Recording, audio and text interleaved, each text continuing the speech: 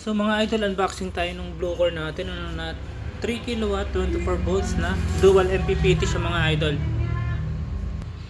Ayan siya mga idol, ito yung box niya, ang ganda ng box niya. Tapos dito sa may gilid, ayan 29.5 kg siya. Tapos yung gross weight niya 32.5. Tapos dito ang nakalagay na specs ay sabi specs niya. Hindi natin makita kung nasa na. Ito. Ano yung specs niya mga idol? 3 kilowatt 24 volts na 120 ampere. So 60 ampere per MPPT siya mga idol. So pwede kang mag 2S2P na 600 watts na panel sa isang string. So ayan siya mga idol. So open natin, no. Ayan, ito na yung loob niya mga idol, no. Sobrang laki, ang ganda niya. Ayan, wait. Nakaka-excite tong buuin. So dito sa ilalim niya, ito yung solar A tsaka B, ibig sabihin string 1 tsaka string 2, positive negative, positive negative. Tapos input po ng grid. Tapos yung output niya dalawa. Ayan, pwede pa lang dalawa to mga idol. Ganda, pwedeng dalawa. Tapos dito rin may output pa rin dito, isa AC to 20 volts output. And check natin to sa loob mamaya. So ayan sa gilid, ang dami niyang output na 220, no.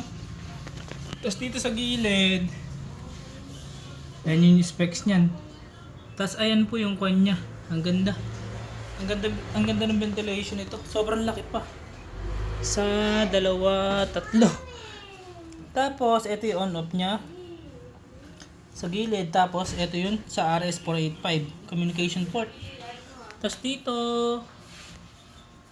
ayan muna. Bubuksan natin yung loob mga idol.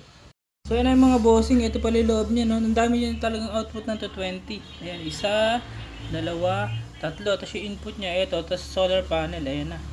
Tapos dito mga bossing, ayos pala to. Kunyari yung con nyo, wala na kayong bibilin dito pala. Yung con na lang, yung battery na lang, yung sa may battery breaker. Tapos ito yung pan niya, nasa loob.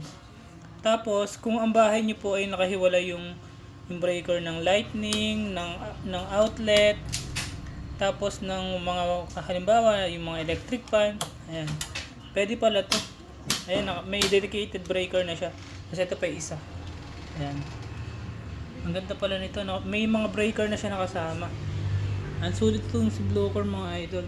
So bubuksan pa rin natin yung loob. Yan, so mga idol, ito na yung loob niya, ano. So sa nakikita natin, ito nga, tulad niyan, may breaker na 220. Bali yung output ng breaker, isa, dalawa, tatlo. Tatlo po kung may ang bahay nyo ay nakahiwalay yung lightning, tapos outlet, tapos mga convenience outlet. Ano siya, pwede nyo na dito. Kasama na po sa may package yung mga breaker. Kasi ito po ay dual MPPT. Tapos, ito po yung natin. Ito yung pinaka-inverter natin. Ito. Yung pure sine wave natin. Tapos dual MPPT. Ito yung MPPT1. Ito po. Magkahiwalay, no.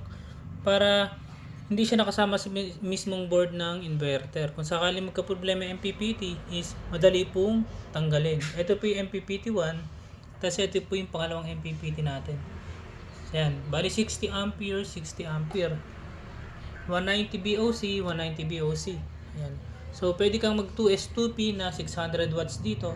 Tapos, 2S2P pa rin na 600 watts dito. Bali, total of 8 pieces na 600 watts. Ayan. Ang ganda po. Magkahiwalay sila. Ayan. Hindi na sila magkasama. Sakali magka-problema yung isa, meron pa tayong isa. Ganyan pong kalupit yung gawa ni Bluecor ngayon.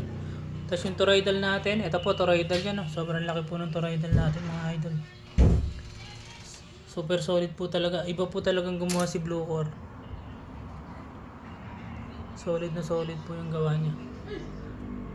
Ayan, sa gusto mag-avail mga idol, pre-assemble.